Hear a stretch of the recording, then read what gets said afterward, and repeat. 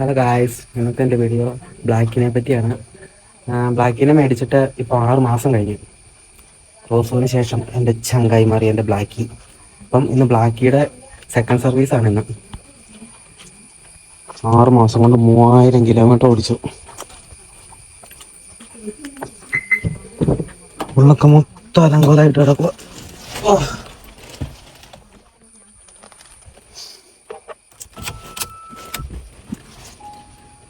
3098 കിലോമീറ്ററായി. മാരുതിയുടെ showroom എത്തി. ഈ ബ്ലാക്കിന് സർവീസിന് കയറ്റിയിട്ട് സർവീസ് കഴിഞ്ഞിട്ട് അതിനെപ്പറ്റിയുള്ള അപരാധങ്ങൾ ഞാൻ പറയാം. അപ്പം ശരി. ബ്ലാക്കിനെ പിക്ക് ചെയ്യാനുള്ള സമയമായി. ഓട്ടോറിക്ഷ വെച്ച് വേണം പോവാൻ.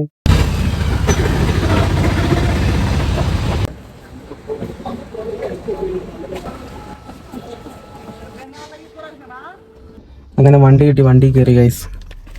വണ്ടി